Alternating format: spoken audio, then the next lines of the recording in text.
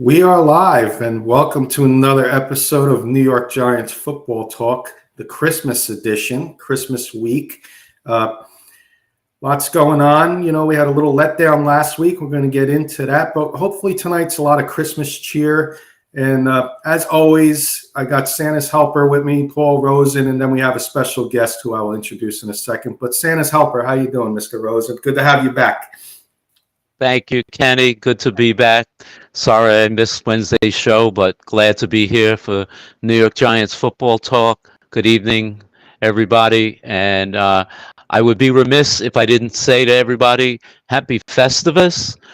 Kenny, Trevor, and I will get into our airing of grievances in a little bit. Thank you. And speaking of Trevor, the Rocket Man, Salzman, as he's been nicknamed by the Denver Bronco Roundup, our cousins in the podcast world, is our special guest tonight. Trevor, thank you for joining us. And how are you doing? I'm doing good, Kenny. Thanks for having me. It's great to be. It's a pleasure to be on here with you guys and your fans. You always coming on with our shows as well, so it's definitely a pleasure. And right there, Christmas is right around the corner. So hoping everybody's enjoying it and getting to spend some time with their family and watch some little bit of football. Hey, Kenny, absolutely. Can I quickly ask Trevor a question? I didn't want to interrupt the show the other night when I was on with you guys, but when he was talking about nickname you Rocket Man, so now is that either A, Rocket Man after Roger Clemens, or B, Rocket Man after Elton John, or C, none of the above? I have no idea because Keith just had that on like 10 seconds into the show. We were kidding. We were backstage and I had no idea. And he just said Rocket Man. It's like when as soon as we went live, I was like, oh, I didn't even know. That's funny. Idea. That's a great question. Click. I'm going with a little of both. I'll go with a little of both. But more Clemens for me. All right. But before we get started with our Giants talk, Trevor, you're a big Bronco fan. Like I said, we're podcast cousins. Kurt, of course, on our show is the diehard East Coast Bronco fan. But why don't you let us know, for our audience out there that may not know, what you guys got going on at Denver Bronco Roundup? Yeah, so thanks for letting me do this, Kenny. We've been having first shows past couple of weeks, past couple of months now. I first joined Denver Bronco Roundup around October-ish, I would say, early October, and we've been having, me and Keith, Jody, and Albert been having shows 3 times a week. Before it was just 1 time a week. Now we've been able to expand, so it's been great to have. We do post-game Sunday, usually right after the game reactions. We'll have a show Tuesday at 7 o'clock, 7 Mountain Time, so it'll be 9 o'clock Eastern Time. And then we have a pregame show on Friday, and usually it's me and Keith. And then if we want Albert on, Jody is on, if they can make it, we do try to do that as well. Kenny, sometimes we even have you on. So we do usually do that around. Usually try to do it around 6:45, 7 o'clock, right around that. So that'd be Eastern Time. It'd be around 9 o'clock. But we're just very excited to have it, and we're really excited to keep growing and continue to do great shows like you guys do at the K&K Sports Show. Thanks, Trevor. And yeah, like Trevor said, that's 7 o'clock Mountain Time for a lot of us here on the East Coast that follow us. That's 9 o'clock our time. So definitely check them out. They do a great job. They'll answer any questions, not just Bronco questions. So if you do have a question outside the Bronco world, they'll be glad to answer it as well. Paul, your lovely wife was saying Merry Christmas, guys, and go Giants with some Christmas tree, snowman, and birthday and Christmas present emojis in there as well. And there's thank you, Luby. Here's our co-host on Wednesday nights, Mr. Ryan Scoops Woodhams. Woo! I was worried when I went to the wrong place. Happy Festivus, you all. We all have some grievances to air this week. Paul, is that a Kelly Holcomb bobblehead? What's that? Who's the bobblehead, Paul? Oh, well, I'm wearing an Eli jersey. I'm wearing an Eli jersey. That's number 10, my red Eli jersey, and that's my mini me, my number 10 Nutcracker Eli. And for those just tuning in, Ryan's got a show that he's going to be airing 9 o'clock tonight, so 7 o'clock Mountain Time. What's the Scoop? And I will be joining him tonight. It's kind of the hot topics of the week and some fun possible debates on there with a little added emotion, hopefully, to his show. Not hopefully, but added emotion. I know I just got to compete with the Joey Clams episode, so that's going to be hard to compete with that, but I'll do my best, Scoops. Mark Calderia saying, hey, guys, what is up? Proud of my son. He won 3 matches in Garfield. Mark Jr. Congrats, Mark. High school wrestler. He's doing a great job over there. Keep it up, Mark Jr. Very proud of you to see where you go, and you're, big football and wrestling high school athlete, and look forward to see where you go in the future, my friend. It looked like the Cleveland Browns, Scoops is saying. And last comment before we get started, Keith Brugman, founder of the Denver Bronco Roundup, one of the 4 horsemen. Look at this early Christmas present. Hello to the K&K Sports Show and Trevor Salzman. It's the Rocket Man. Keith. The one that named him the Rocket Man. I need to see him as the Rocket Man in there. But why don't we get started, guys? We got a fun little agenda with some Christmas twists added to some of the segments tonight, topics. So we're going to get real quick with the first one. And guys, it's a recap of the Giants game versus the Saints. I mean, Paul, you want to start? We're going to do this in like a minute or two so we can get to the fun stuff. Yeah, I'll be short and sweet. While football seems complicated at times, it's not a hard game to understand. When your team's O-line gives up 7 sacks, no running game, can't control their D-line. And when your team's D-line, 1 sack, lets their quarterback complete 80% of their passes and controls your team's offensive line, not a good recipe for a winning game. So that's exactly what happened on Sunday when the Giants played the Saints. It reminded Giant fans of a lot of the games earlier in the year. The Giants were flat. They were uninspired.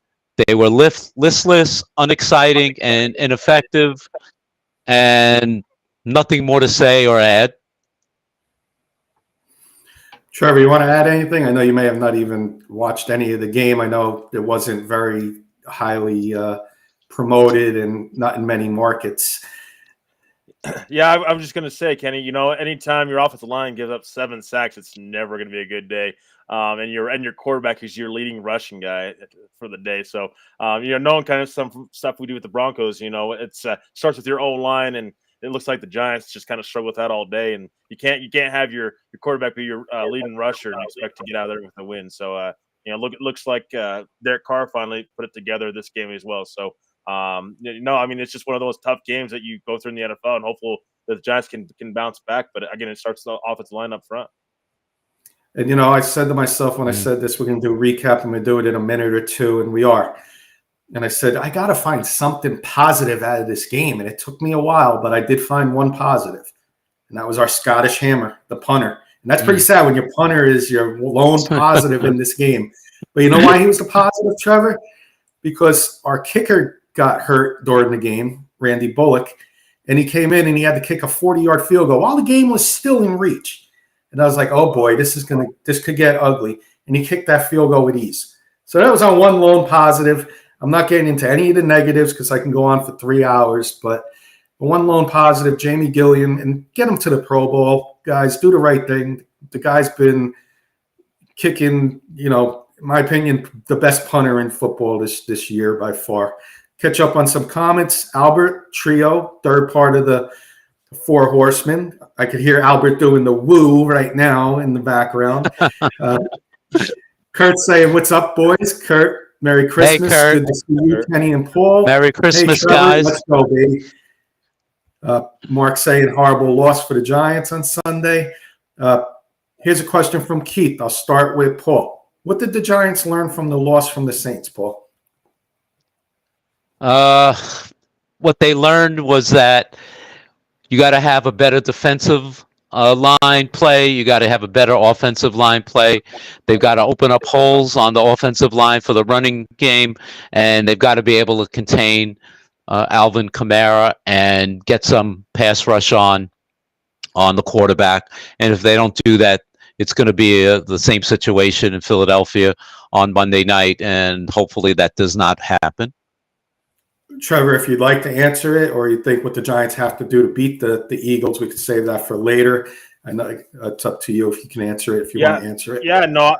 What I was going to say would be just learn from what you did wrong, and plus maybe this is going to be an eye opener to the front office that okay, maybe we do need to address the offensive line and some of these weaknesses because the next 3 games, what you're going to see is these executives and these GMs and Dayball probably as well. So I'm sure he'll be back there in New York, but you got to evaluate your roster. That's a great part of well, if you're not in it, you're not in the playoffs. You get to evaluate your whole roster as a whole, and you get to see play new guys that maybe wouldn't have got a chance to play if you would have been in it. So I would just say just roster evaluation. I think that's something they can take away from this and just continue to make the roster better down the line.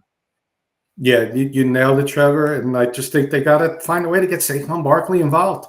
If you got to run him 30 times and he gets 30 yards, you got to run him 30 times. You got 3 games left. He's your offensive power. And then that opens up Jalen Hyatt, who's been invisible the last couple of weeks. So I think if you got any chance of beating the Eagles, it starts with Saquon Barkley, offensive line, and Jalen Hyatt. Those are my 3. And we'll get into that later when we do keys of the game. But that's what I learned. I got to get Saquon Barkley involved. On defense, you got to find a way to get to Jalen Hurts, and get to him and make him make a mistake or two. Quick one from Ryan, and then we'll continue. It segues right into our next segment. Do you think Tommy Cutlets needs to take more shots down the field? Barely 5 yards an attempt in that Saints loss. Hard to win dink and dunk against some teams, especially in this era. Plus, could open Saquon's abilities more.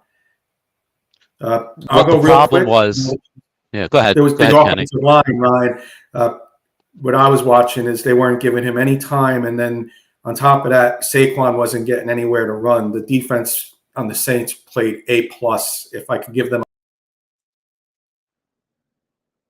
a grade, then A+, I would. That's how good they were on Sunday. I'll let you go first. Yeah.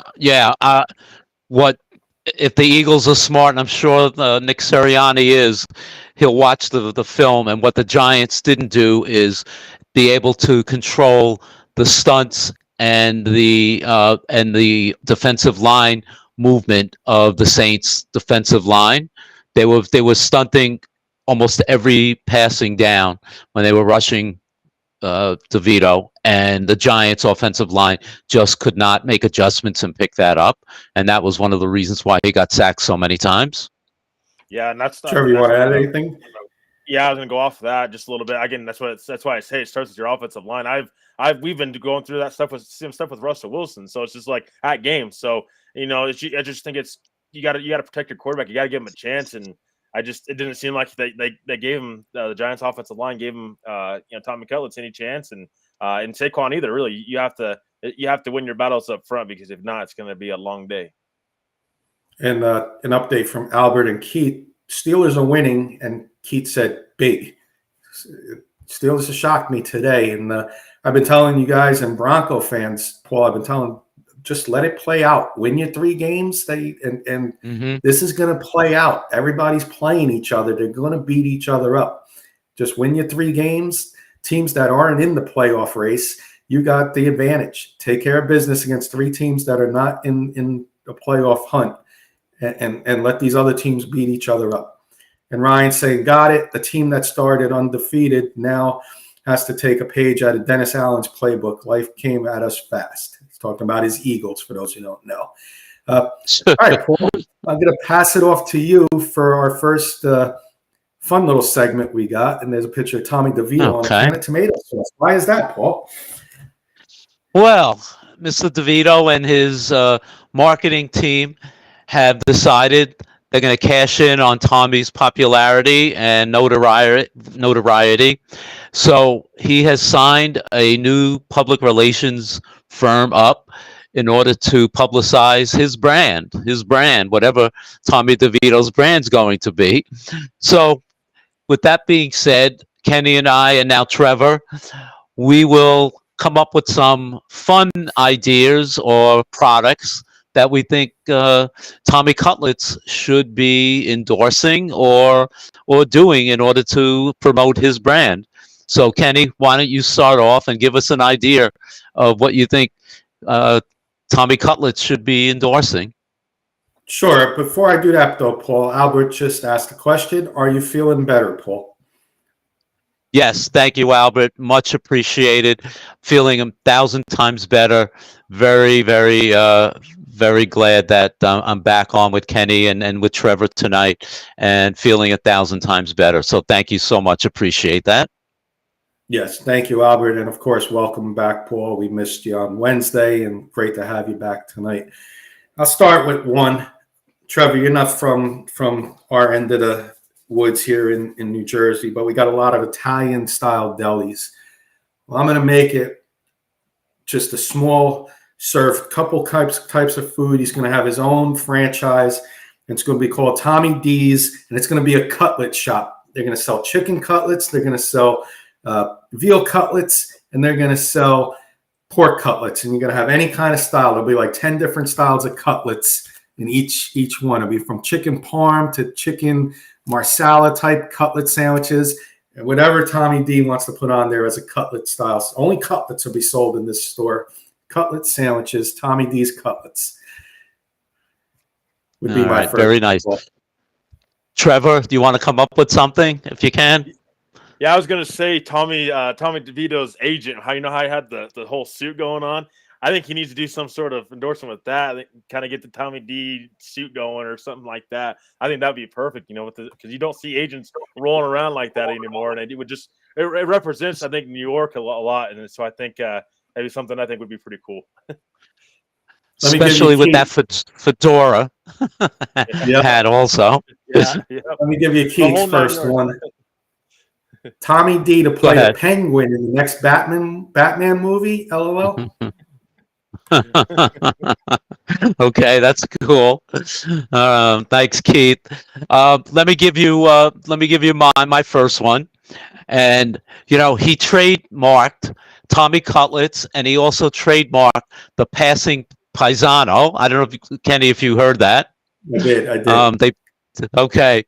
So my first idea is to have Tommy DeVito the passing paisano pinky rings, because any self-respecting single Jersey guy would not go out without having a pinky ring on his finger.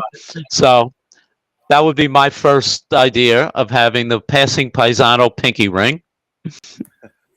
My second one, I got three. I don't know. I'm going to do this one next, because my third one, I'm saving what I think is my best one for last.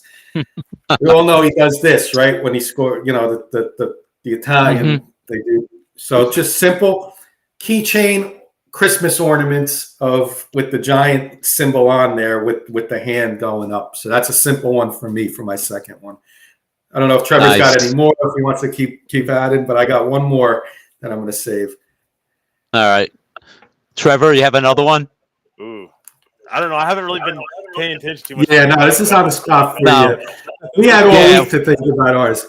Yeah, I'll go first. We don't want to put it's yours. I'll do mine. Okay, go ahead. All right. Tommy DeVito is going to be part of the celebrity Jersey Shore cast. Oh. I love that. I don't know who the rest of the cast members is. I'll have to think about that one, but Tommy DeVito would be one of the cast members of the Jersey Shore. Well, it's funny that you just said that, because they showed a picture. Apparently, in one of his appearances, he was with Snooki. So I swear, I saw that the other day. So that's a great idea, Kenny. All right. So my last idea is, after the off season, Tommy DeVito does a Tommy DeVito comedy club tour, and you might ask why. And I'm going to tell you, because he's kind of funny. And you might say funny, and I say funny how? And I'm going to say funny like a clown. He amuses me.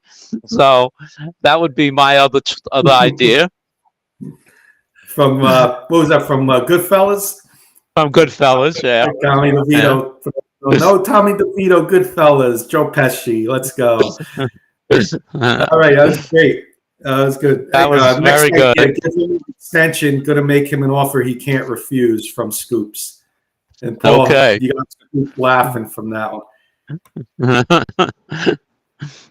right. Well, we started the show off with some comedy. Let's get into some seriousness.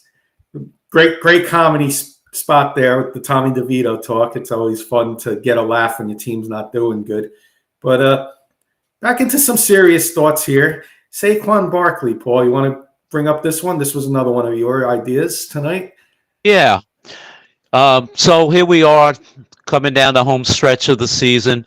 Obviously, the Giants are just playing it out, though the game on Monday and actually the last three games with the Eagles the second time and the Rams fighting for playoff spots. So nevertheless, it's going to be important games for them. But the Giants are playing out the string, and as we saw at the beginning of the summer and into the training camp, one of the big questions is Saquon Barkley. And he obviously signed a one-year deal with the Giants to come back this year. His deal expires after the season, and the question now is, does Joe Schoen and the Giant organization bring Saquon back? And I guess my question is sort of a two-part question. The first question is, do they bring him back for 1 year, or do they try and sign him for perhaps a multi-year agreement? So let's start. Trevor, why don't you go first? Yeah, I mean, the thing is with the Giants, I think they're missing a lot of playmakers, and I think specifically at wide receivers. So I think taking away Saquon, I think would immediately, neglect your quarterback next season, and whoever that may be. So I would bring Saquon back. I think if you can get him on a multi-year deal, and then maybe put some incentives in there so he can earn all that money in there, that might be an option. But 1 year deal, if you're the Giants, that's probably the direction we want to go. Because you want to see how much, what does he have left in him, and with a better offensive line, what can he be that 1,000-yard rusher again? But I don't know that Saquon would want to go for another 1 year deal because running backs they do have such a short kind of career in the NFL. So, but he's also 26, so I would say if you can get about a 2 to 3 year deal with Saquon, I think you would do it. Probably around $9-10 million, and if he would do that, I would love to say Saquon back with the Giants. Great. Good ideas. Kenny? I would love him back, but I could see the Giants moving on from him. We have so many needs on the offensive line that I want to spend in the offensive line. And if that means $10 million, $12 million for Saquon, you can't afford it because you got to go get offensive linemen. I want to do it. I want Saquon back, and I want to draft a rookie in the middle rounds to follow Saquon because we don't have any running back depth on this team. But I could see the Giants going free agent route, a little cheaper option at running back, and still drafting a running back. But I would love him back. I'm 50-50 if the Giants are going to bring him back, to be honest with you. Yeah. No, you make good points. My feeling is that they could bring him back. They can franchise him again. Whether he would sign again, just like he did this year, I would have my doubts, and I think he would hold out. I'm thinking if they could bring him back and see if he can agree to a multi-year deal. Jonathan Taylor held out, and then the Colts wound up giving him a 3-year deal, working out, I think it was a $42 million deal, 3 years, and there were incentives. So to use some of Trevor's feelings, bring the guy back, let him build in incentives into a multi-year deal. He also, Trevor, you said he's a playmaker. Giants don't have anybody on their current roster that can do what Saquon can do. Matt Breida, good backup, not a good starter. The kid they drafted last year in the middle rounds, Eric Gray, again, he really hasn't proved that he could really play in the NFL at this point. I think with the needs that the Giants have, I think they've got to have a guy like Saquon. I can't think of somebody you just put in there and then expect to have an offense that's going to move the ball. And I think if they can bring him back where he can maybe incentivize the contract, where they then will have money to spend.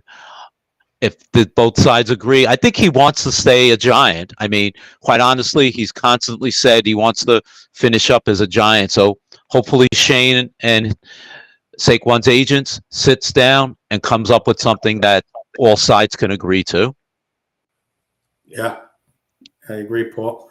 If Anything else Dayball, on what was that, yeah, Trevor? I was just gonna say if Dayball's back as well, he's an offensive guy. I think that any quarterback success you have next year, I don't know that you can have that without having Saquon in the backfield and adding to the adding to the offense and getting more playmakers. I don't think you want to lessen that by any degree. Of course, the contract's got to make sense for both sides, of course, but I don't think that you ideally want to get rid of Saquon Barkley just because of what he's done in the past, and he's still pretty young. I mean, if he was 28, 29 years old, I'd say probably not, but he's 26, so I think he's still got. I think he's still got 3-4 years left in the tank where he can be productive for this team. Exactly. And Agree. what you see from Saquon, where you don't see from many backs in this league, he can go 15 carries for 15 yards, and then boom, next carry he's breaking one for 60 yards and a touchdown. And it can happen at any times, and you expect that as a Giant fan when you're watching Saquon Barkley. Okay, he's going to break one soon. You expect that, and I don't want to lose that. I'm just afraid that it's 50-50, depending on how bad this offensive line is playing and our other needs, if he's going to be the top priority. Because to me, the offensive line is the top priority. You build around that offensive line. So I do hope they have enough room and enough in their plan to bring Saquon back. I'm just 50-50 on it right now, unfortunately. I think if they let him go, he's going to turn into another a guy like a McCaffrey, where if he gets picked up by a good team, he'll wind up being the touched by the hand of God that Dave Gettleman thought he would be, because you put him on a decent quality team, like I hate to say it, the Cowboys, but don't say it too loudly.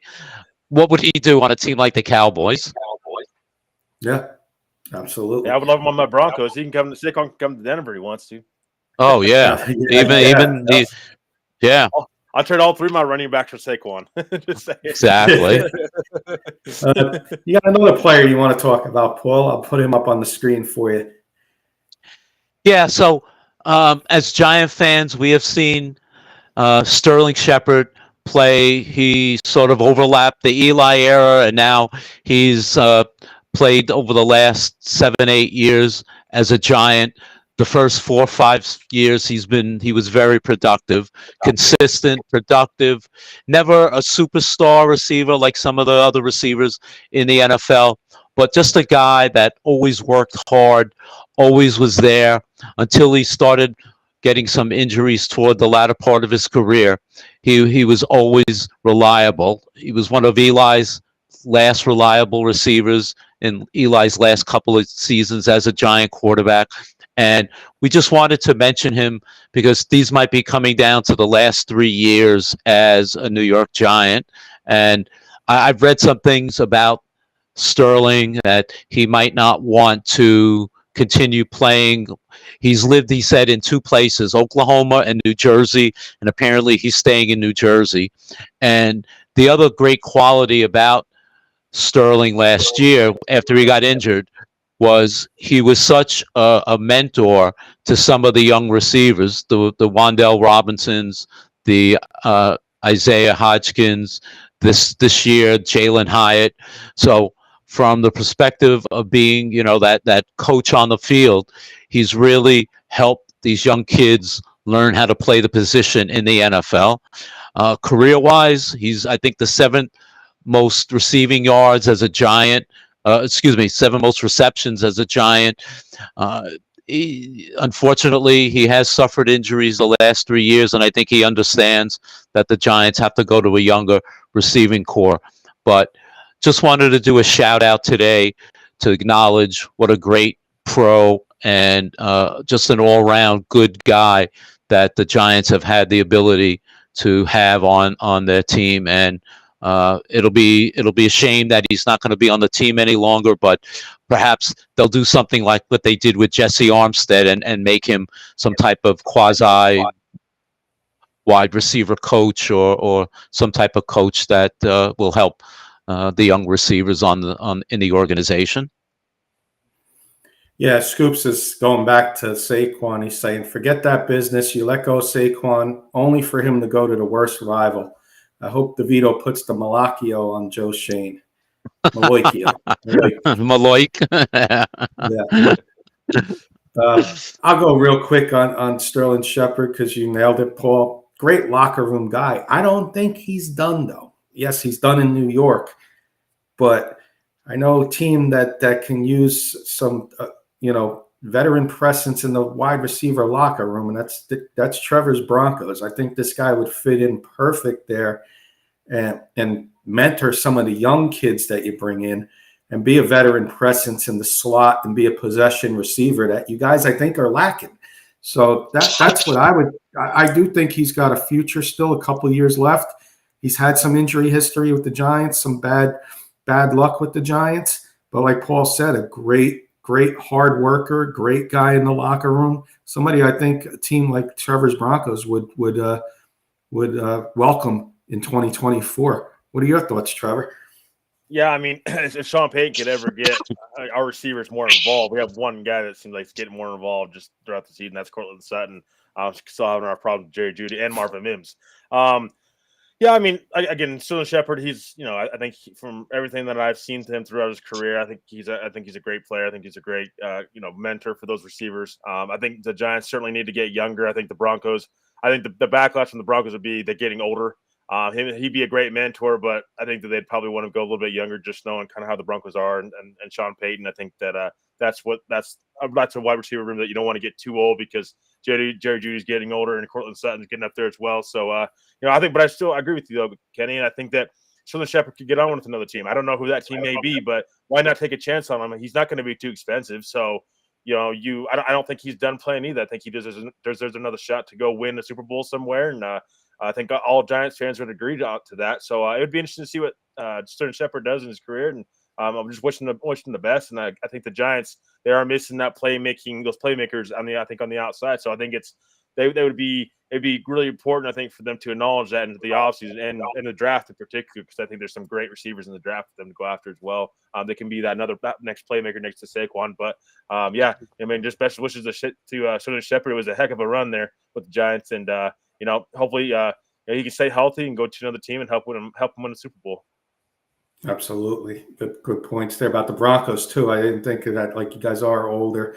Be interested. It might be one of them things where he sits out at the beginning of the season and then signs on mid-season when a team's suffering through some injuries in their playoff stretch. Keith's saying solution for the Giants, Tyler Boyd. Paul? Not a a bad idea. Hold your thoughts. You can hold it for a few minutes. We got a segment that's going to we get it. But he's a good player. I always liked Tyler Boyd. I had him on the fantasy football team a couple years. I always picked him up in his early years, and he always did good things for me. When we get into a little preview of Christmas Day game against the Eagles, and then we got our little Christmas segments that we'll throw in there with a twist. Because we got a Bronco fan on with us, so we'll let him answer as a Bronco fan our Christmas questions. But it is Christmas. We're playing Christmas. We got the Philadelphia Eagles, who are now struggling, and Scoops is still out there. He's an Eagle fan, and he's got a lot of sour grapes, Trevor, in the audience. A lot of sour grapes. He's down on Jalen Hurts. I'm not going to lie. As a Giant fan, it's pretty funny to see your team is still 10-4, and you're complaining. I'd like to be in your situation, Scoops, because you're going to be in the playoffs. You're most likely going to make a deep run into the playoffs and still have a good chance, in my opinion, to get to the Super Bowl. I just wish I could say to my team might be going to the playoffs. Trevor's hoping his team will go to the playoffs. But don't forget, Kenny, they were.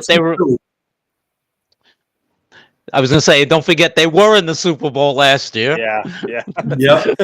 No, Keith's apologizing. Don't apologize, Keith. You had no idea, but we're going to talk about that in a minute.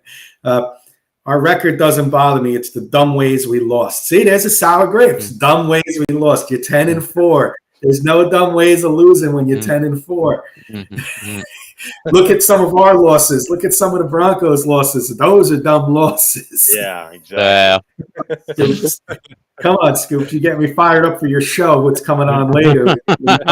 He's getting me fired up already. That's his plan.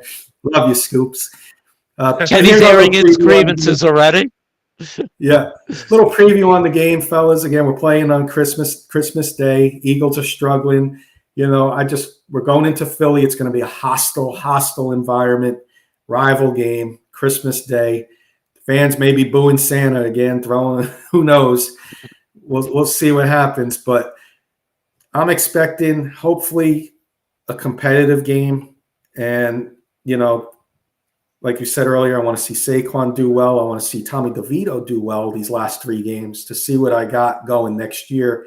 And on defense, I want to put a little scare into the Eagle fans and Mr. Scoops. I want our defense to show up, force Jalen Hurts to make a mistake or two, and let's be in this game in the fourth quarter, Paul. Let's go. We're going to do our keys to the game in a minute, but I'll get you guys opening statements on the preview, and then we'll do some keys to the game. You want me to go next? I'll go to you, Paul, first. Okay. Yeah, I mean, I agree everything you said, Kenny. Giants have lost 10 straight games in the city of brotherly hate. Unfortunately, 16 of the last 19 meetings, Giants have lost to the Eagles. I mean, it's been crazy. So, they've gotten their tushes pushed the last 10 years against Philadelphia. So let's hope something happens a little bit different, and hopefully we do get a Christmas miracle on Monday night. And hey, as Giant fans, we've seen a lot of miracles between the Eagles and the Giants. Unfortunately, it's always the Eagles that come up with the miracles and not the Giants. So let's hope we do have a close game. And I'll give you a little more information as we get to our predictions. And Keith saying, is there anything better than an NFC East matchup with the holidays? Go Giants. Well, you know what? I'm going to pass this off to Trevor. Thank you, Keith. I believe there was 15 straight losses for the Broncos, right, with the Chiefs, Trevor? Yeah.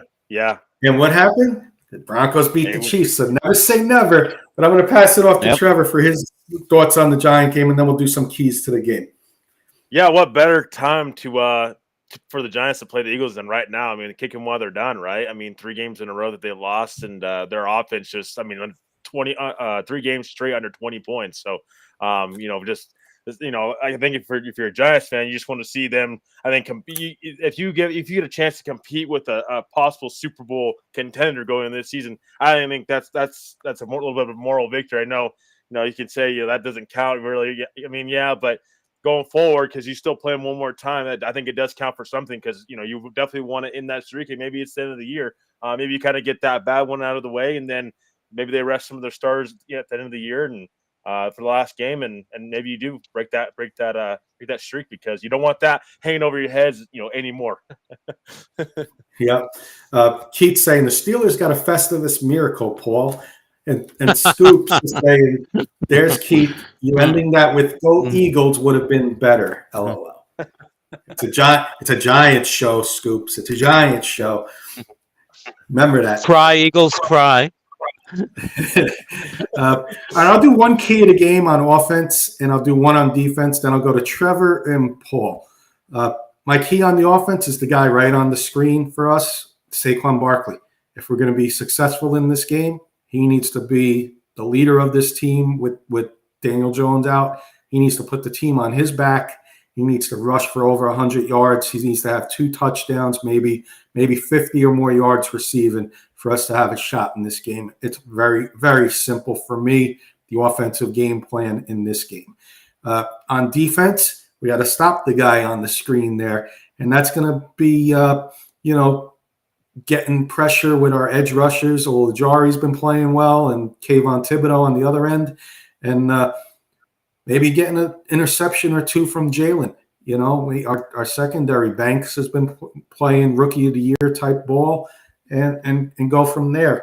And maybe we'll get that miracle on 34th Street type of miracle come Monday night, early Monday evening, I should say, in the fourth quarter when we're in the game, hopefully. But yeah, Barkley and stopping Hurts, just as it is on the screen. Very simple for me. Trevor, you got a game plan for the Giants? Keys to the game, offense and defense? Yeah, I think offensively, I think would say just win your matchups up front and let it all play out the way it does. I think Saquon, he's proven over his career that he can find running lanes. And I think that once you have a good offensive line, I think he's a guy that's, I mean, he's pretty automatic when it comes to being a 1,000-yard running back. So I just think, again, I agree with you, Kenny, getting Saquon going, but I think it starts up front, and that's a very good defensive line that in Philly. So you're definitely gonna have your hands full. But guys like Andrew Thomas and they need to step up, earn their money, and step up, and just get this offense, this Giants offense going. And I think again, you have an Eagles offense that scored under 20 points the last 3 games, so the margin isn't exactly too high for the Eagles right now. They're not exactly on the right, kind of on the right note yet. So just kind of keep it close and continue to take care of the football. And starts up front, though. I think it's the offensive line, and I think go ahead. Go ahead. Sorry, Trevor. No, I was going to say defensively. I was say defensively, just get after Hurts. I think you guys. I love Kayvon Thibodeau and Ojulari. I think those guys have a great chance to get after Hurts, and it's something that you can't take lightly. As a Bronco fan, we take lightly the Houston pass rush, and again in Detroit. So you take that lightly, and it's going to hurt you. So what I would say is just really love Thibodeau and Ojulari, and I think they can really get after Hurts in this one. Couple more comments. Scoops is saying he's not taking us all lightly. He's got 3 players he thinks we need to take particularly seriously, meaning his Eagles. He says, tune in at 9. Yes. What's the scoop? 9 p.m. I will be his guest on his show for a little NFC East talk during part of that show. Should be heated and very exciting at the least. Keith saying, if it makes you feel better, Scoops, I'm rooting for the Giants because they need it. Think the Eagles take the game somewhat easily. Keith, there's no sucking up to Scoops. Remember, this is a Giants show. We don't have to suck up to Scoops over here. This is a K&K on Wednesday. It's the Giants football talk. But Keith's got the line of the night. Nothing's going to beat this one. Make it a cutlet Christmas, Paul.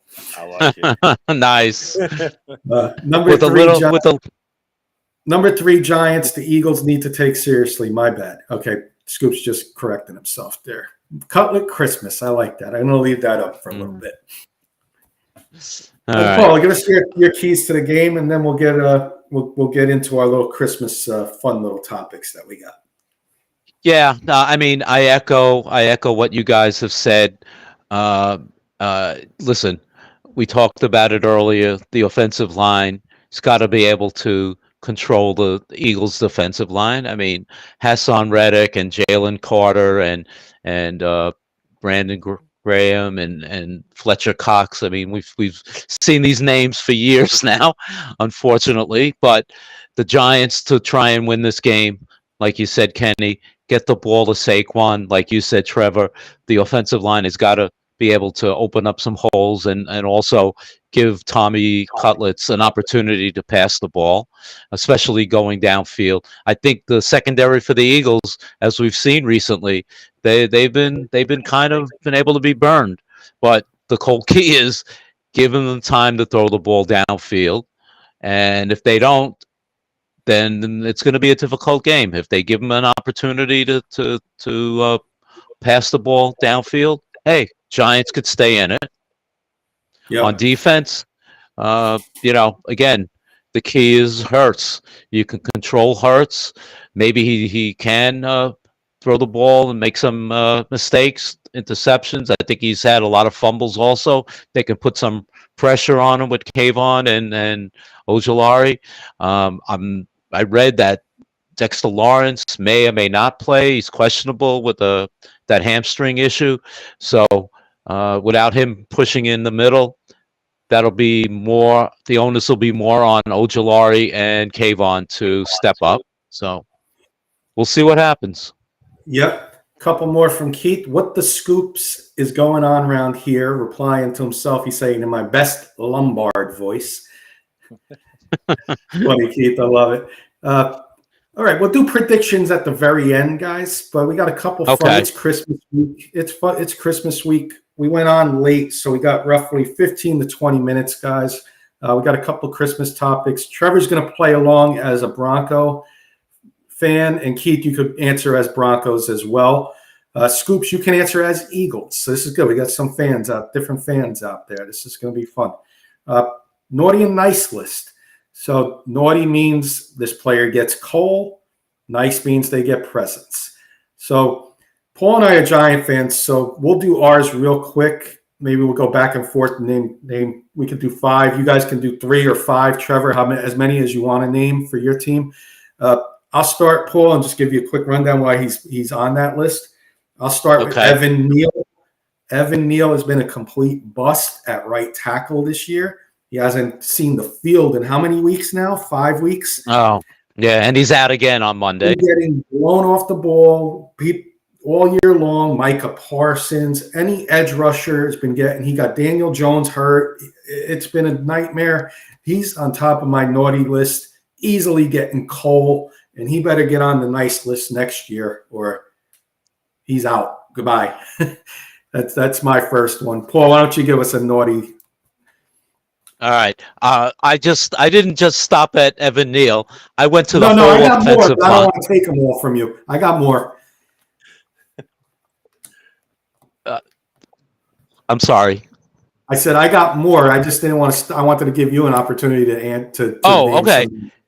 Yeah, no, my naughty list, I got the whole offensive line. They've allowed the most sacks in the league. 2 Giant quarterbacks have been sacked 35 times, which is unheard of as far as I'm concerned. Horrible run blocking and pass blocking. So the whole line gets cold from me this year. My next one, I'll do one more on offense, and I'll let you do one more, Paul. Darren Waller, Okay. our big name free agent that we signed this year. Same story with him, Trevor. Hurt as always. You remember him when he in his Raider days. Dangerous if he's on the field, right? And always hurt though. So when he was, but you know what? He wasn't dangerous for us even when he was in the games. The Giants just didn't utilize him the way they did. They had their chance against Buffalo, and it didn't happen. But he's been a complete naughty bust on the Giants this year, and he's on my list, Paul. Okay. I'm going to stay on the offensive line list and tell you that, in my estimation, somebody's got to take the hit for this. So my naughty list, the second person is the offensive line coach, Bobby Johnson. He should lose his job. I'm sorry to say, but my attitude is he has not coached up this line at all. They've been as bad from day 1 to game 16. And as far as I'm concerned, he should not be the Giants coach next year. So Bobby Johnson is getting cold from me. Gonna we'll hold on our nice. Let's get Trevor's naughties on the Broncos, and then I'll read you Keats, Trevor, after you go. Yeah. So what are my naughty lists? So can we do coaches or just players? No, Yeah, coaches, players. It could be the fans. It could be anybody. It could be Jody. It could be Jody. You can name whatever you want. Well, I got one player for you, and then this is a guy that we haven't really heard a lot of, but I think he's part of the problem. DJ Jones. He's been part of the problem. I think for this Denver Broncos defense. I mean, he just can't stop the run. It seems like he had one good year in San Francisco in 2021. He's just not been the same player. Really doesn't offer much as far as getting after the quarterback. And then, stopping the run. He's not graded out well this year. And Zach Allen's kind of been left on an island because he doesn't have, many help, much help on that defensive line. So for me, it's CJ Jones. He's my first one. Do you want me to? How many do you want? Let me read you Keats and Kurtz, and then I'll let you wrap up the naughty, and then we'll go to nice. Okay. Keats saying on top of his naughty list is his wife. Just kidding. I'm going with Damari Mathis. Damari Mathis is his. He had high expectations on him at corner, and he's lucky to play special teams now. And Kurt's chiming in saying naughty pass-catching tight ends, linebackers who can't cover. So he's going a whole unit as well. Give us another naughty, Trevor, and then we'll go to nice.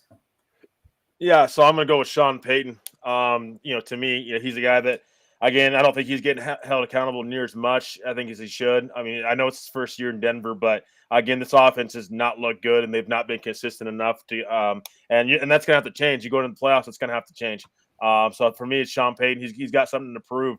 Is he did Drew Brees kind of make more of Sean Payton than what he really is? I don't know. We don't know that question because he was 9-8 in his last year with the Saints, and his offense was very mid-tier in a lot of different offensive categories. So for me, it's Sean Payton. He's got something to prove, I think, to me. And I think some of Broncos country, I just don't think it's everybody yet.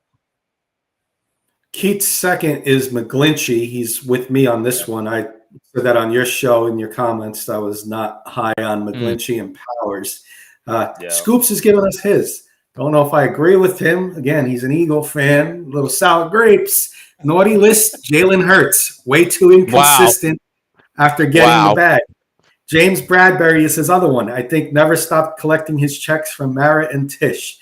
Johnson, our offensive coordinator, gets away from what works for you. How quickly they forget, Kenny. Last year, Jalen Hurts was the greatest thing since sliced bread. The greatest Super Bowl. The greatest Super Bowl in the history of losing Super Bowls, and yet here we are. You have a lot of good ammunition for the airing of grievances in about an hour for you. That's for sure. One more from Keith is also going with naughty for Alex Singleton. Let's move on to nice. I'll go back to Trevor. We'll get the nice from him first, and then Paul, you and I can answer maybe one nice for the Giants as well. Until we can. Okay. Yeah, give me Courtland Sutton on offense. And he's a guy that really has regenerated, kind of had a better year this year than he has in a long time, and just on pace for 1,000 yards receiving this year. And he's been clearly Denver's number one receiver this year, and he's been a real red zone threat for Russell Wilson. Him and Russ have that special connection that it's just like you don't find that, and Russ doesn't have that with anybody else. So it's give me Courtland Sutton in this one. Keith saying he has to jump on What's Up Scoops to find out who he wants to replace Hurts with. Yeah, exactly. Wow. I hear Nick Foles is available. wait, the Giants. Wait. Let me just say this. Nick Foles is available. Kayvon Thibodeau just picked him up off of the turf of MetLife Stadium. My Bronco naughty, because I've been following your Broncos, your Denver Bronco Roundup. You guys adopted me as the stepfather. The fans who wanted to tank after the 1-5 start and give up, everybody and everyone wanted to do a fire sale. Not necessarily tank, but wanted a fire sale. That's my naughty list. And they're trying to get on the nice list. So Santa does, you can change. So some of them have become nice, but some of them are still naughty. Carson Wentz, anyone from Keith? Exactly. Oh my gosh, I was going to say that. What about Donovan McNabb? What is he doing these days? Paul, I'm going to go first on nice because he's been my boy all year, even before we even drafted him. Deontay Banks. Yes, sir. Mm-hmm. I think I said it when they picked him up. I said this guy's got a chance to be possible rookie of the year. He is slowly, Trevor. You can't say it in year one, but he could become your Patrick Surtain. He could become a lockdown corner, and I got confidence in him that he can become that. He played for the University of Maryland, went up against Njigba and Harrison, went up against all those big receivers, and I think he only allowed one touchdown in his career at Maryland. So I knew we had something special in him, and he's slowly becoming an underrated rookie for rookie of the year. I obviously don't think he's going to get it, defensive rookie of the year, but could be mentioned in that conversation. That's how good he's been this year. So that's my guy. Keith saying Fabian Moreau was the nice one for you, Trevor. Yeah. It's nice to hear that us Giants can. It's nice to see a fellow Giant be put on the nice list, Paul. Yes, sir. Give us your nice. You want me to go next? Yeah, give us your nice, and then we'll go on to your next one. Okay. Again, a shout out to Kenny. He said about Deontay Banks way before the season began. I have to give him credit. I keep giving him credit for that, and he's definitely proved that Banks has been a very, very good player in his rookie year. I was going to give you one player, but then I thought about it. I'm going to give you my second player, a guy that's come on and has been in my opinion, one of the unsung players on defense for the New York Giants this year. Micah McFadden, I think, playing alongside Bobby Okereke, this kid has settled in and has been really, really good. Consistent the whole season. He's been healthy. He's taken over that inside linebacker position, and for him to come on as he has in his second season, he was a fairly low pick in the draft, and this kid has really proved that Giants has something going in as at linebacker. So he would be on my nice list. Nice. Trevor, you want to add any more rapid fire ones? Keith say Marvin Mims and Quinn Miners. Kayvon Thibodeau for me would be a rapid fire one. And I also put down Tommy DeVito and Jamie Gilliam as a nice list, guys. Any more rapid fires that? Yeah, I was going to say Keith's talking with some of my some of my guys right here with Quinn Miners, but I don't know about Marvin Mims because we haven't seen, I don't think, enough from him. A kicking game for sure, but as far as on the offensively, I don't know. One other guy, Nick Bonito, I think that's another guy to add to that list. He's been fantastic this season, went on the field, and this is a guy that a lot of people were doubting and didn't think that he ever live up to the potential that he can be. And I think he can be a double-digit sack guy for this defense, and a guy that you can, maybe you can get another guy on the other side of him, or some more pass rushers with him, especially on that defensive line. It's more push. I think that Nick Bonito, we could see him really flourish, I think, going down the line. And Keith's got the line, and likewise to you guys. Nice, the K&K Sports Show never makes the bad list, but I may have to disagree with him after those statements that Scoops just made about Jalen Hurts. He may have to be put on the naughty list for temporarily there, Keith. I'm not sure. I'm kidding, but thank you, Keith, for that, and likewise to you guys. Want to move on to our next one real quick, Paul. And yes, Trevor. This one's going to be a fun one. Again, you guys play as Bronco fans. Scoops wants to play as an Eagle fan. He can. I did this with Kurt's show on Wednesday. I said I'm giving you 3 moves, and we're going to, since it's Christmas, we're going to do it as, this is 2024, guys. A stocking stuffer move, which is a move that's not going to cost the team much money, that nobody would even think about doing, but you think can help the team. Secret Santa can be through the draft, an average name, a rookie, somebody you think in the draft, or an average type move, and then your big free agent signing or trade that you're going to make in the offseason. I'll go first, and then I'll go to Trevor, and we'll finish with Paul. We're going to do all 3 so we can catch up on time. My stocking stuffer, I'm going to do my stocking stuffer last because Paul's going to like it, and you'll know why in a second. My big present, I'm going 2. I'm going to split it up in 2 big gifts. I remember Trevor saying this a few weeks ago, and I love it. Jonah Williams, Bengals lineman. Take him away from the Bengals. Offer him a little more money than the Bengals are given, and you can have your bookend tackles now with Thomas and Williams for years. But my other big name signing is going to be Mike Evans. We need that big, tall wide receiver opposite of Jalen Hyatt and Wan'Dale Robinson, the smaller guys, and I think we got something on offense. My Secret Santa, I'm going to go through the draft. I'm hoping Brock Bowers is there for us. We may be fighting for Brock Bowers because I know Kurt wants Brock Bowers. I would love Brock Bowers on the Giants and pair what you never see in the NFL these days, since Gronk and Hernandez is 2 good receiving tight ends. Waller and Brock Bowers in the same offense could be deadly. My small stocking stuffer, Paul's going to love this one. Boston Scott. Take him away from the Eagles. He is the Eagle killer, Trevor. Doesn't do anything all year long. He'll do something against the Giants. He always scores a touchdown against the Giants. Just stock and stuff for him. Offer him vet minimum. And just take him away from the Eagles. That's all I need. That's my stock and stuffer, and those are my Christmas wish list for 2024. We'll go to Trevor. Yeah, so my big Christmas wish 2024 for the Denver Broncos, that would be Danielle Hunter. I think he'd be a fantastic fit in Denver. We kind of seen what he can do when the Vikings played the Denver Broncos a few weeks back.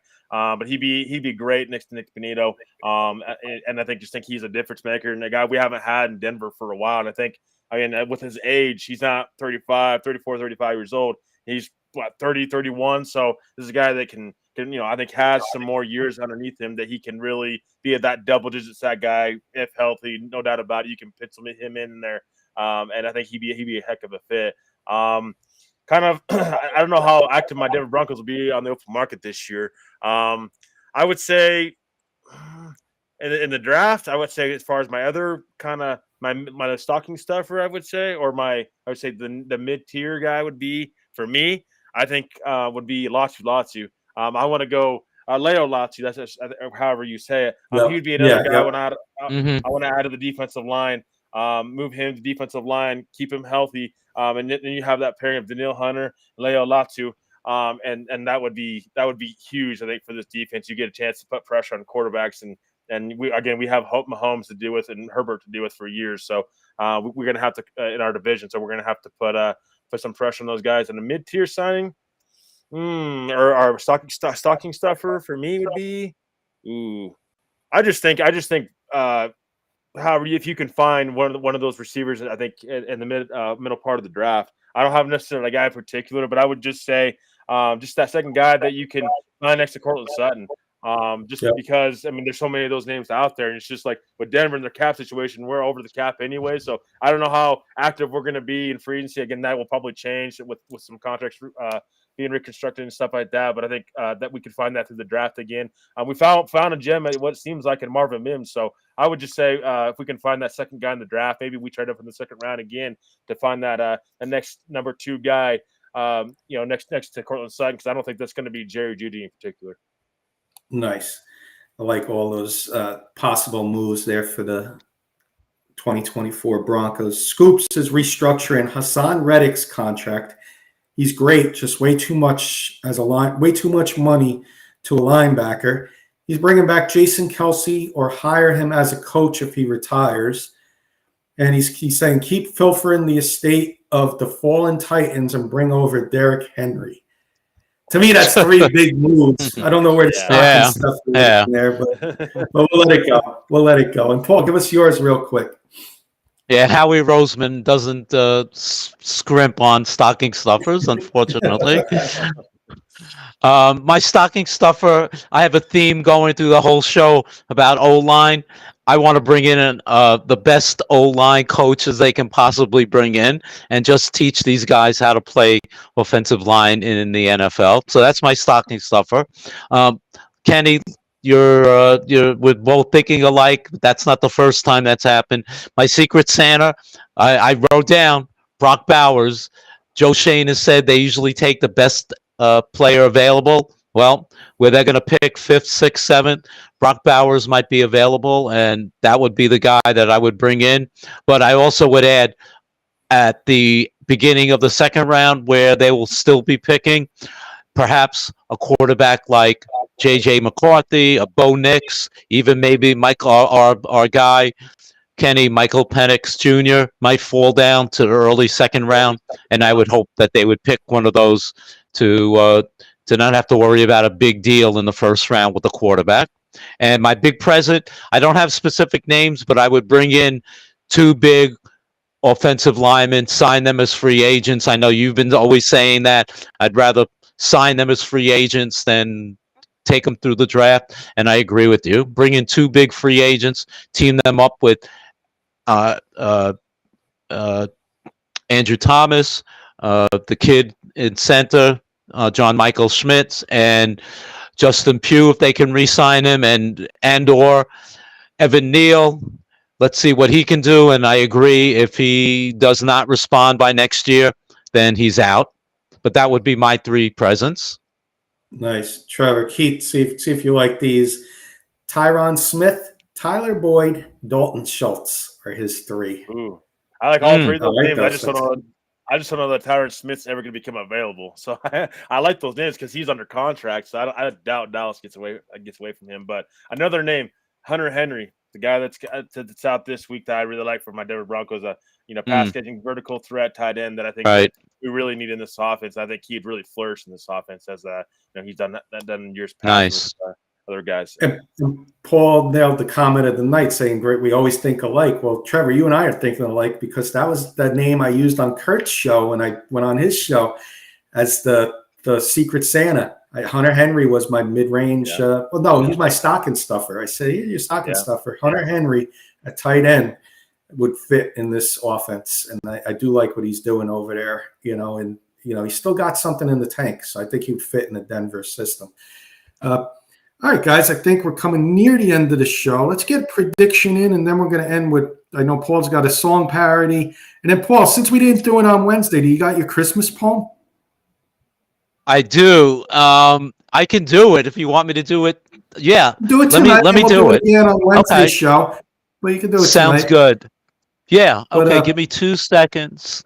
Yeah, let's just do it. Let me grab it. We'll do Okay. predictions while you're waiting, while you're getting that going and you're getting ready. Yeah. Prediction on the game. We'll go to Trevor first. He's our guest tonight, and from an outside perspective, like his opinion, and he's always honest with us. So I think when I know what I'm expecting, but it's all good. You're allowed to pick. You're allowed to pick the Eagles on this show. I will allow it. Yeah, I think it's going to be a little bit tough game for the Giants. I think this is a kind of the perfect. I said it was a perfect game for the Giants to take advantage of the Eagles, kind of knock them when they're down. I think it's the same thing for the Eagles. I mean, you are on a 3-game losing streak, so you kind of need this win. And I think this is a team that you should take care of. Again, the Giants. I like a lot of their players. I think that they're going to have a bright future. This season, just not their season, in my opinion. I think it's going to be. That being said, I don't think it's going to be necessarily as bad as we all think, just because the Eagles' offense is still struggling. Give me 24-10, Eagles. That's respectable. I will accept that. I'm doing the Charlie Brown Christmas theme here, guys. You see that on the screen there? We've all seen that cartoon, Charlie Brown Christmas. He goes and gets the Charlie Brown Christmas tree. Well, that's the Giants, right? Boom, falls down, right? But then what happens? The teammates and the fans rally around them. I know we're going to be in Philly. It's going to be a tough atmosphere, but somebody's got to do it. So I'm going to be the one that picks the Giants. The Christmas miracle happens. Don't know how, but it's going to happen. 24-21. And I just want that to happen so I could hear what Scoops and all the Eagle fans have to say all week long on next week's show. Paul, I'll give you the final word, and then I'll let you go right into your parodies. All right. And then we'll get our closing thoughts after that. Kenny, from your mouth to God's ears, believe me. But that being said, to paraphrase Elvis, it'll be a blue Christmas without a Giants win. So does Tommy DeVito do the 7 fishes on Christmas Eve and beat the Eagles on Christmas night? Or does Tommy Cutlets sleep with the fishes and the Giants, and Tommy gets sacked by the Eagles? My Italian friends say you never go against the family with Tommy DeVito at quarterback. But you know what? Hey, where do you find an Elvis impersonation and references to The Godfather all in the same presentation for a prediction? Only on this show, only on the Giants talk show, right? Anyway, Eagles are not playing that well, but they've lost 3 in a row. I want to pick the Giants so badly. I really do, but Eagles are playing for number 1 seed, trying to win the East against the Cowboys. So, with all that being said, reluctantly take the cannolis, but also take the Eagles. Eagles 31, Giants 13. But please, Boston Scott, do not score a touchdown. All right. I'm happy Paul picked the Eagles, because the last time he went against the Giants won on Monday night. I know.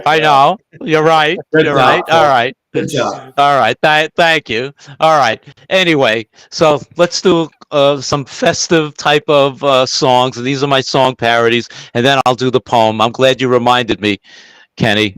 So this is to the Christmas song. Give me a second. Okay. Daniel's nuts roasting on a Giants fire. Tommy Cutlets nipping at his toes.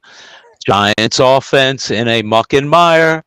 Danny's passes are lousy with errant throws. And so I'm offering this simple phrase to Giants fans from 1 to 92. Continue rooting for the Giants of New York and Tommy DeVito too. Okay. Nice. That was my I like Christmas it. song. That was great. And Love it. thank you. And now this is to White Christmas. I'm dreaming of a Giants winner, just like the ones Kenny and I used to know, with Saquon running and fill in the blank quarterback humming. We want to remember times of long ago when the defense stopped them and the Giants were on top them of seasons long ago. I'm dreaming of a Giants winner where every Giants fan says, all right. May our games be happy and played with might, and may all our seasons be bright. Thank you. Paul, when are we putting out the album? Because you had the Bronco one. I mean, since we put out the album. I have one for every team in the league. All right. And this was the poem that I made up. Actually, I did this while we were watching the Saints game, as crazy as that sounds, on Sunday afternoon. So this was the poem. This is towards the night before Christmas. And I'm glad, Trevor, you're on tonight. Twas the show before Christmas, and all through their houses, the guys' computers were working along with their mouses. Their questions were prepared with great care, and even Scoop's questions were also there. Sorry, Scoops, we love you. Kenny Carson, Kurt, and Paul had their segments ready to give their all. The clock struck 8. It's on with the show. Our segments come fast and furious. No time to take a blow. And then to Kenny's eyes should appear our fans' questions, which are so dear. Thank you, Eddie. Thank you, Mark. Thank you, Keith. Thank you, Trevor. Thank you, Sis. And all our other fans as well. Thank you, Albert. Thank you, Dave. Thank you, Jody. A big thank you to Jenny Hoops. All you guys are swell. The show was about to end when there arose a big commotion. Joey Clams came on the show and said, I'll take the Jets and Yanks in one motion. It's been another wonderful year on K&K. We appreciate our fans each and every single day. Have a wonderful holiday and celebrate right. Merry Christmas to all, and to all a good night. Thank you, Paul. That's great, Paul. Thank you. Thank you. Great job. Thank you, guys. Yeah, no, definitely glad I didn't do my Dominic the Donkey Butcher tonight. You guys can go back to last week's Giants show. I kind of not butchered it that night. No, you did a great job, Kenny. I was very impressed.